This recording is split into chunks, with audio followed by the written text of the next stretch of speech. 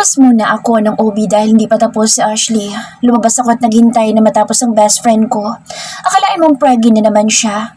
Masyado naman itong si Kuya Aaron. Sabi ko'y magdahan-dahan lang. Hindi man lang sinunod ang sinabi ko. Nakakaloka. Sa bagay, pareho lang naman kami. Magkaibigan nga naman. Puro matutulis. Nang umalis ako at hindi sumipot sa kasal ni Dustin, buntis si Ashley at pareho kaming buntis. Pagkatapos ngayon pareho na naman kaming buntis. Ang pinagkaiba lang namin ay hindi kami parehong kasal. Nalungkot ako nang maisip iyon. Dalawa na ang magiging anak ni Dustin sa akin pero hindi kami. Walang kami. Hindi niya ako naligawan dahil lang sa init ng katawan kaya nakabuo kami. Iniling-iling ko ang aking ulo. Ayokong isipin ang bagay na iyon dahil nasasaktan ako. Paano kung dumating na si Aryan, ang fiancé ni Dustin? Paano ako? Paano kami ng mga anak ko? Pipiliin niya si Aryan at may iwan ako mag-isa. Irish! Natigilan ako at kaagad na nilingon ng pinanggalingan ng boses. Boses iyon ni Ashley. Nang humarap ako'y tumambad sa akin ang ngiting-ngiting best friend ko. Mukhang ayos na ayos ang pag-aalaga ni Kuya Aaron sa kanya. Mas lalo pa siyang gumanda kahit ang dami na nilang anak. Nawala lang ako'y mukhang magkakaroon na yata sila ng 100 ng anak. Nagmadali ako lapitan siya at saka niyakap. I miss my best friend. Bakit wala akong paramdam sa akin? Tila nagtatampong sabi sa akin ni Ash. Mahabang kwento? Tipid na sagot ko. Sasabihin ko sana sa kanya ang lahat ngunit tinawag na ako ng OB dahil ako na ang kasunod. Iniwan ko muna si Ashley. Third person's POV. Buntis Irish? Hindi makapaniwalang tanong ni Aaron kay Dustin nang maiwan silang dalawa sa labas. Marahang tumango si Dustin. Huwag mo muna sabihin kay Harold na nasa akin sa Irish. You kept the secret from Harold? Now, Irish is pregnant again with your second baby. Do you think Harold doesn't know this yet? I don't know. I don't plan to tell him yet. If possible, help me keep it a secret from him. Aba, ayos ka rin. Idadamay mo pa ako sa kasinungalingan mo.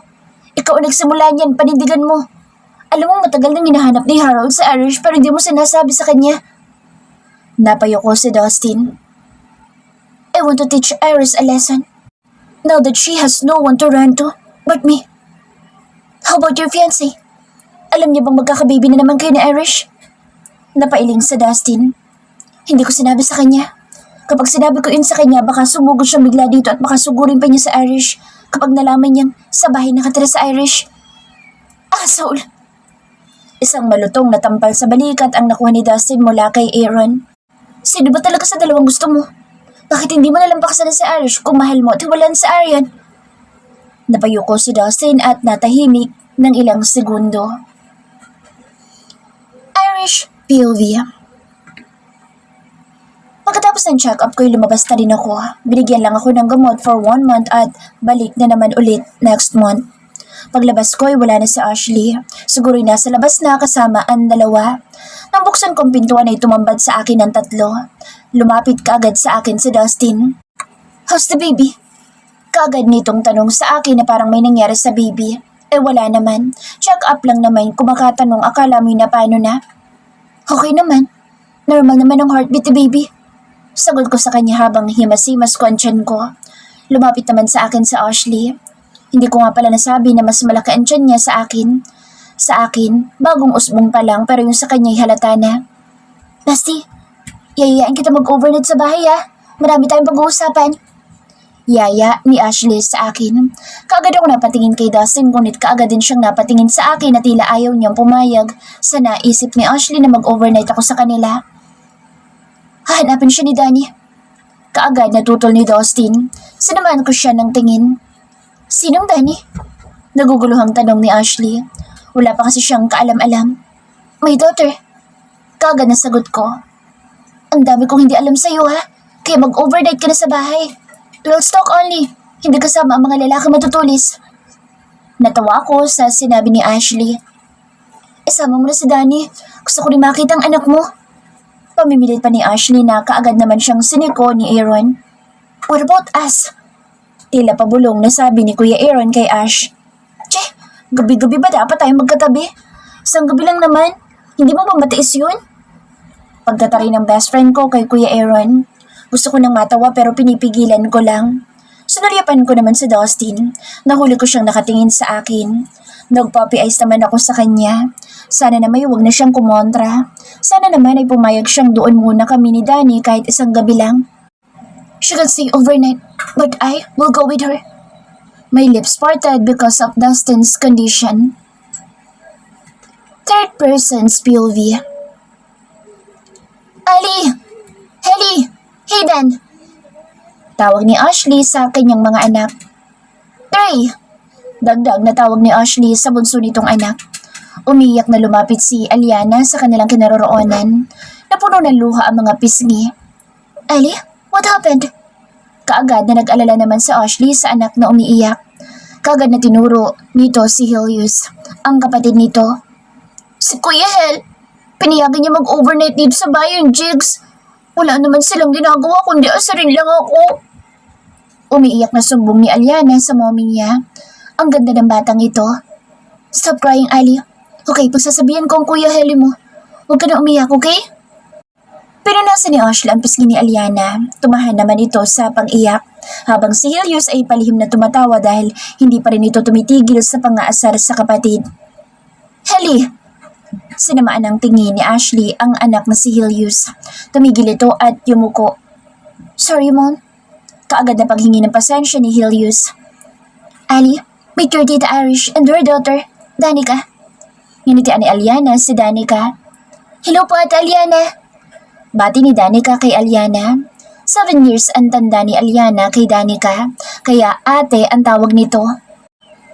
Hello, Danica. Ate rin naman ni Aliana habang tinutuyo pa rin ito ng tuluyan ang basang pisngi.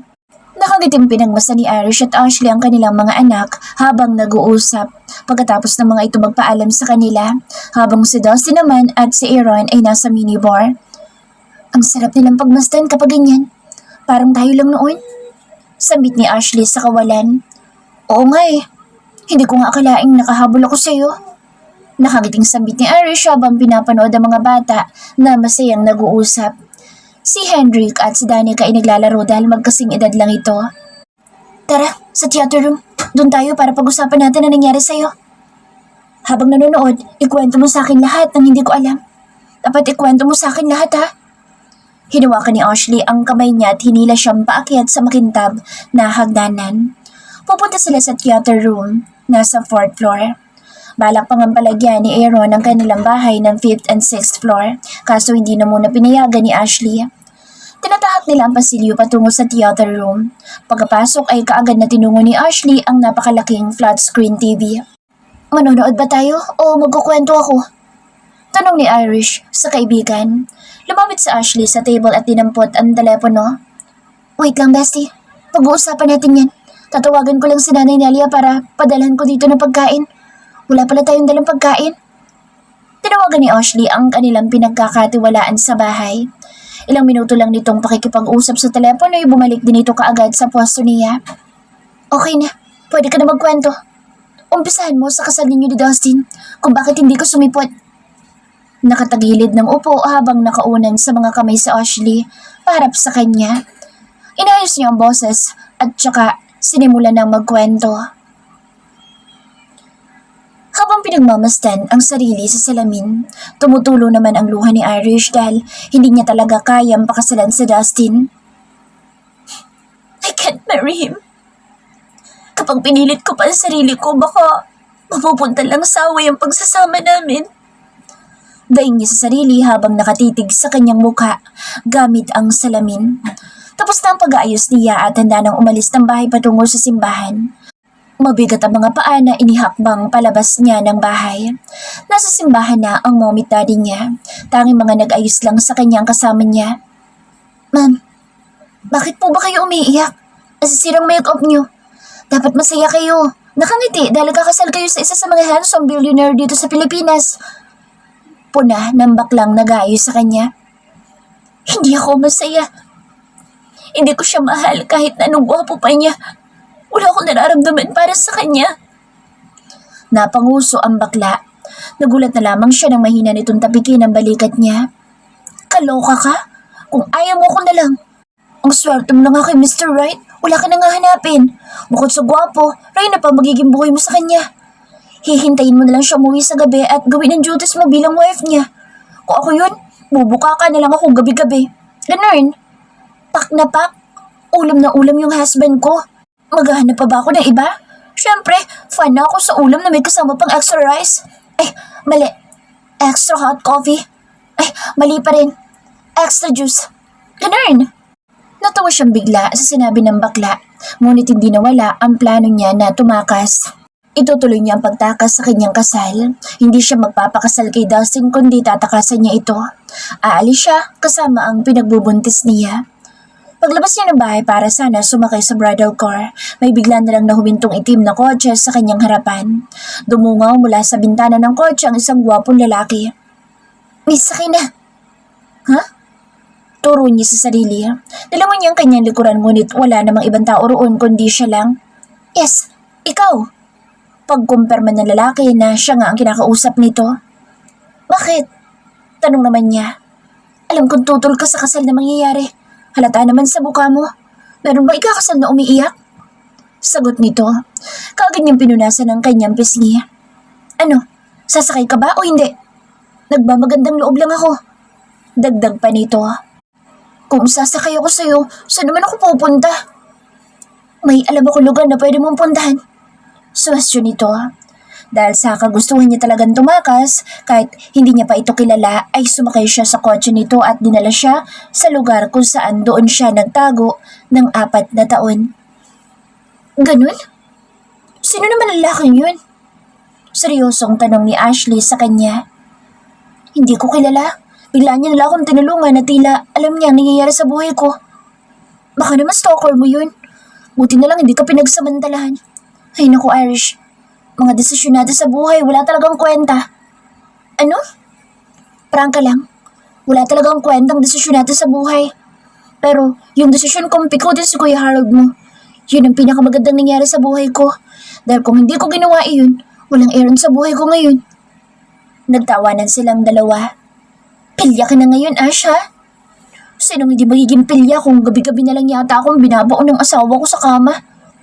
Muli ay nagtawanan sila. Napuno ang theater room ng tawanan.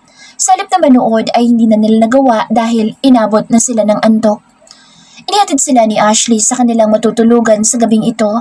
Kasama si Danica na antok na. Hindi pa niya nakikita si Dustin kaya hindi niya naiwasang itanong iyon kay Ashley kung nasaan na ito. Nasaan na nga pala ang dalawa? Tanong niya. Nasa bar pa yata ang dalawa. Hayaan mo sila. At least nandito lang sila sa bahay. Walang chicks. Kasi kung meron, talagang mapuputulan sa akin ang arrow na iyan. Pabirong sabi ni Ashley. Natawa na lamang siya. Sige na, matulog na kayo ni Danica. Antok na si Danica oh. Mukhang tulog na nga yata. Pansin ni Ashley sa buhat-buhat niyang si Danica. Nakalaylay na ang ulo nito sa kanyang balikat. Sige, salamat bestie. Good night. Sinulyapan niya ang wall clock at 3:00 na ng madaling araw. Ganun katagal ang pag-uusap nila ng kanyang best friend. Kung gusto mong puntahan si Dustin, papupuntahin ko dito si Nanay Nelia para bantayan muna sandali si Danica. Hindi na. Wala naman akong pakaalam sa kanya kahit saan siya matulog. Hindi naman kami nagtatabi nun kapag matutulog. Sigurado ka? Oo. Sigurado na talaga? Oo nga.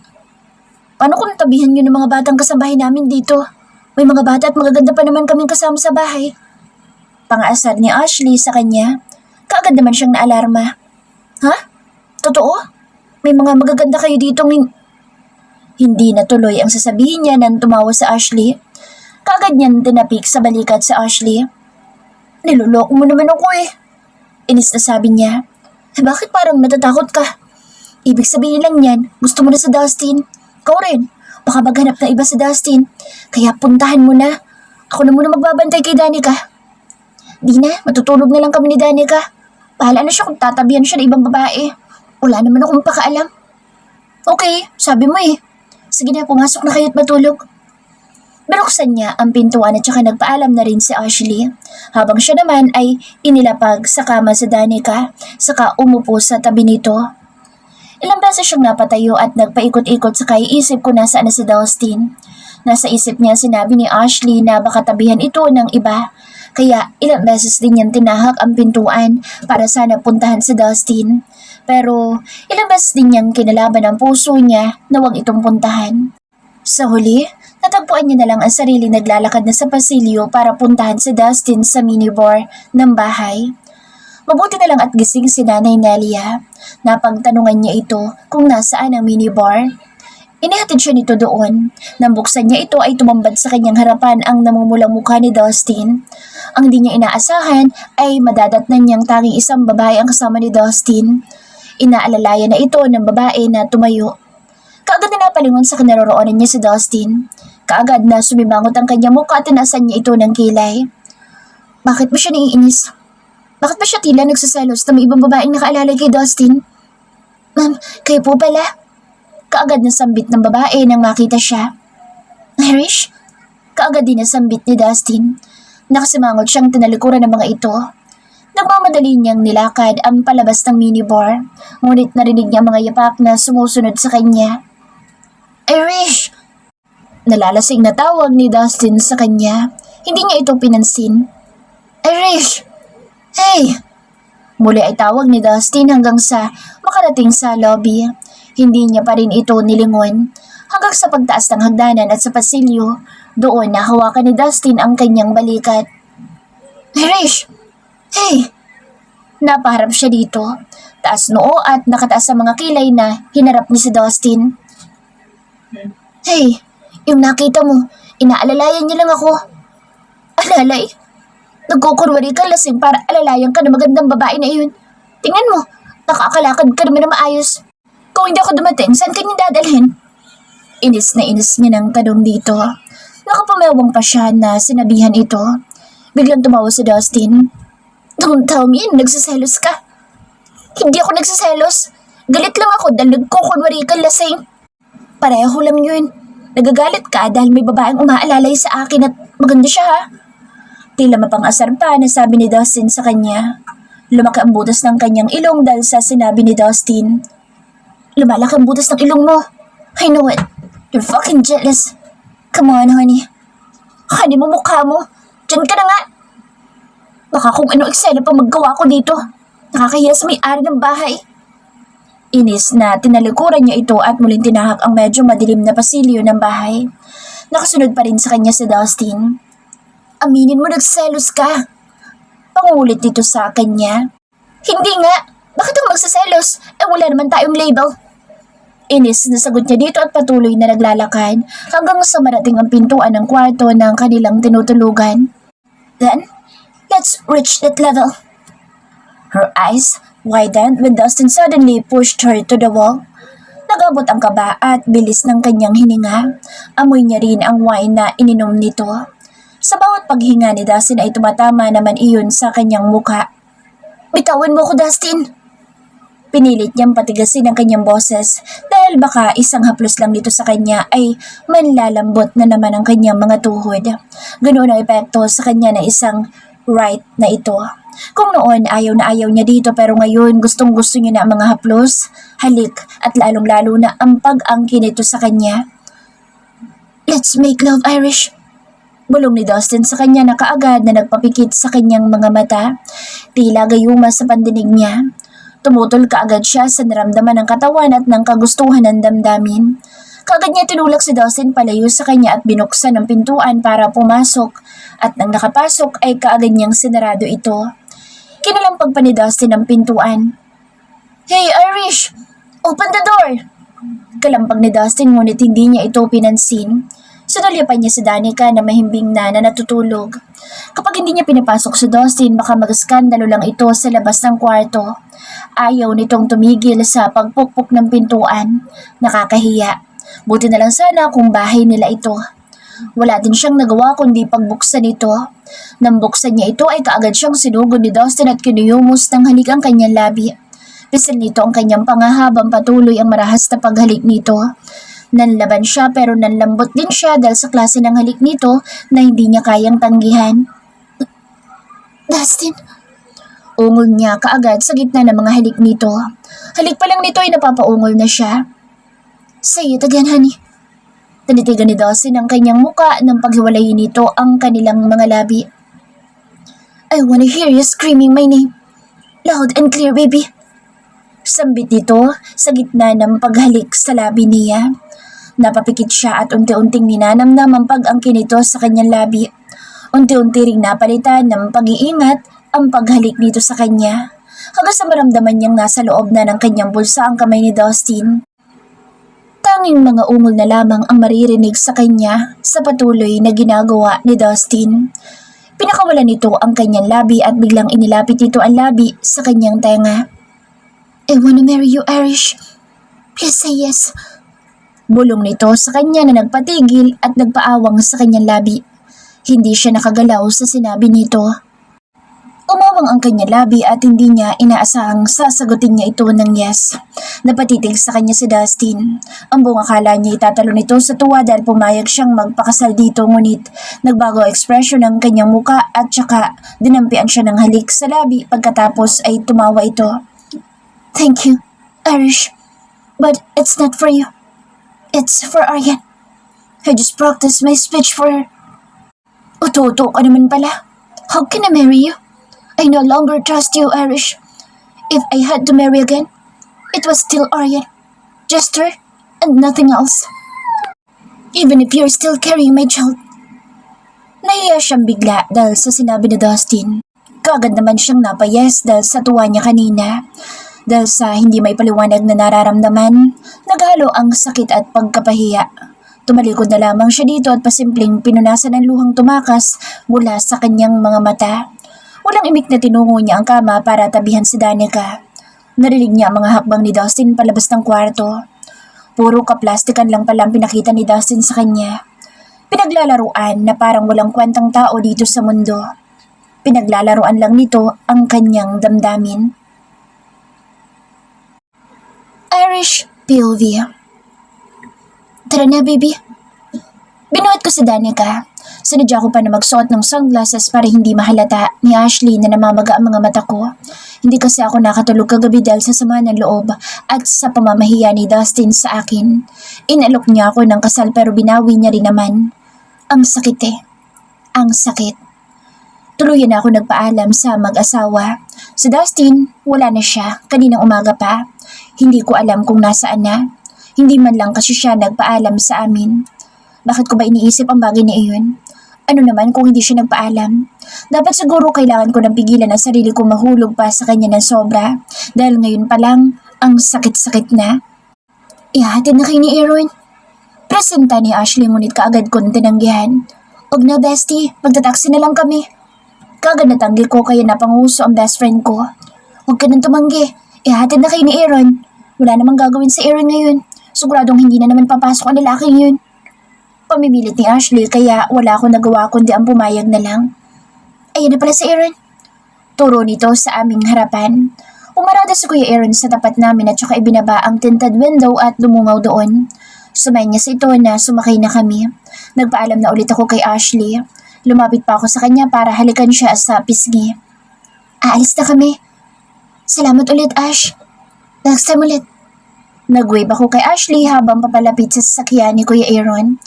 Nalungkot lang ako bigla. Naisip ko kasi na dapat si Dustin yun nandito at naghihintay sa amin ngayon sa loob ng kotse. Ngunit sa halip na siya ay si Kuya Aaron ang nandoon. Ayoko nang tumulo na naman ang luha ko kaya iniwasan ko nang isipin pa ang bagay na iyon.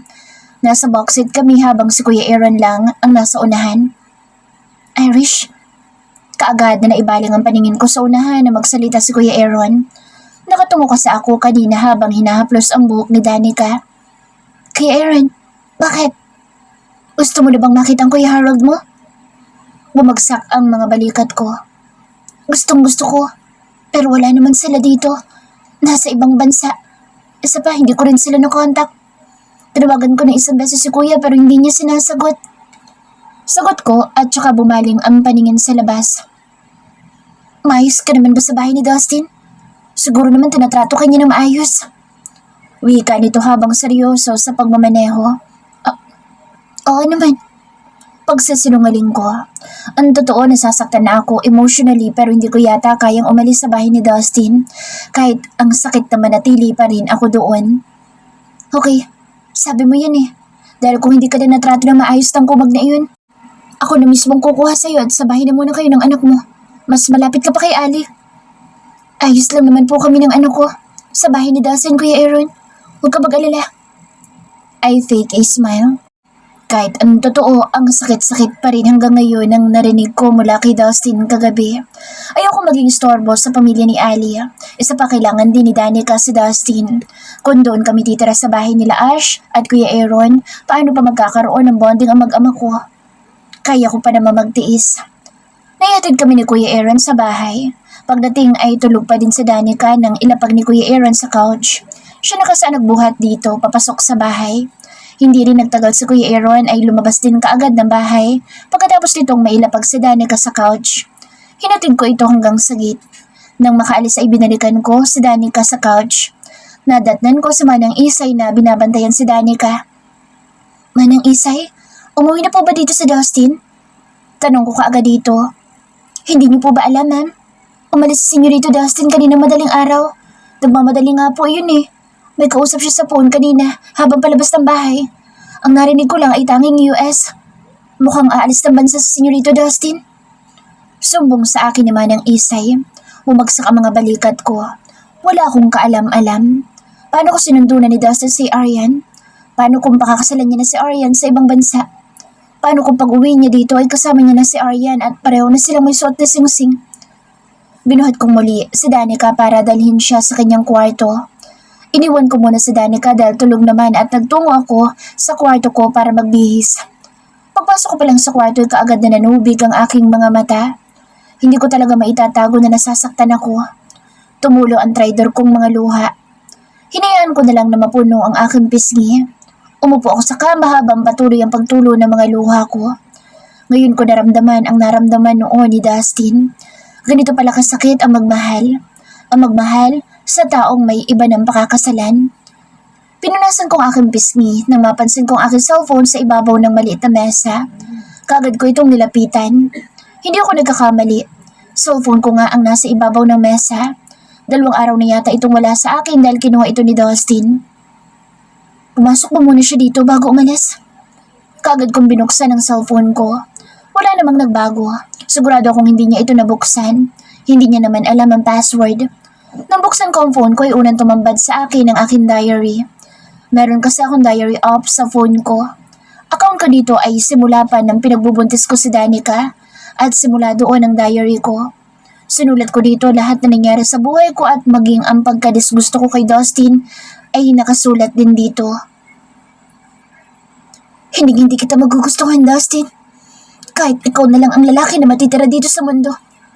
Mas pipiliin ko maging single man kaysa maging asawa kita. Napangiti na lamang ako sa pinakaunang stanza na isinulat ko sa diary na ito. Hindi ko akalaing kakainin ko din pala ang sinulat ko dito. Sinulat ko ito noong araw ng kasal. Ngayon, mahal ko na siya. Mahal na mahal. Ngayon, ako na itong nasasaktan. Umiiyak dahil ako naman ngayon ang hindi niya mahal. Nilog-out ko ang account ko sa apps ng diary ko. Ilalapag ko na sana ang phone ko sa mesa nang may mag-pop up na text message sa screen. A message from unknown. Nagdadalawang isip pa akong buksan ang text message ngunit dahil sa curious ako'y binuksan ko iyon. Kailangan niyo na umalis ng anak mo sa bahay dahil uuwi kami ng fiancé ko. Ayoko magalit si Arian kapag nadatnan niya kayo ni Danica sa bahay. From Dustin. Kagad kong tinakpan ang aking bibig. Nagsimula na namang nanubig ang aking mga mata. Napapikit ako ng mariin at saka humugot ng lakas. Pinapaalis niya na kami ni Danica. Bakit hindi pa niya sinabi bago siya umalis at nagpunta sa ibang bansa? Kailangan ba sa text message niya lang sasabihin ang katagang ito? Pinagbumukha niya kabintangan ng anak niya. Pinapaasa niya lang sa Danica. Ngayon, kung paalisin kami parang hindi mahalaga sa kanyang anak niya, mas mahalaga sa kanya ang fiancé niya. Okay, Dustin. Ibibigay ko sa iyo ang gusto mo. Ngayon di aalis kami ni Danica. Hindi ko na paaabutin bukas ang pag-alis namin ni Danica. Tinungo ko ang aking closets para ayusin ang mga damit ko. Habang sinasalansan ko ang mga damit ko, naninikip at bumibigat ang dibdib ko. Hindi ko pinansin iyon. Ang gusto ko lang ay makaalis na kaagad kami dito ngayon. Pagkatapos ko ayusin ang mga gamit ko, pinuntahan ko naman si Danica. Gising na at naglalaro sa kwarto niya. Hindi ko mapigilan ang maluha habang pinagmamasdan ko si Danica. Wala siyang kaalam-alam. Nang makita ako ay kaganitong tumayo. Mommy! Nilapitan niya ako at niyakap. Kumalas ako sa pagkakayakap niya at tiningnan ng matuwid ang anak ko. Dani, hawak ko magkabilaan niyang balikat. Bakit po, Mommy? Bakit po kayo sad? Paano ko bang sasabihin sa kanya na aalis na kami? Anak, ayusin mo yung mga damit mo sa closet kasi aalis na tayo dito. Kailangan na natin umalis. Sumilay ang pagtataka sa mukha ng anak ko. Bakit po, Mommy? Pinapaalis po ba tayo ni Daddy? Napayuko ako dahil hindi talaga mapigilan ang pagtulo ng luha ko. Kahit na anong pilit na itago kay Danica ay hindi ko magawa dahil kusa na lang itong tumutulo sa aking mga mata. Pinunasan ni Danica ang pisngi ko.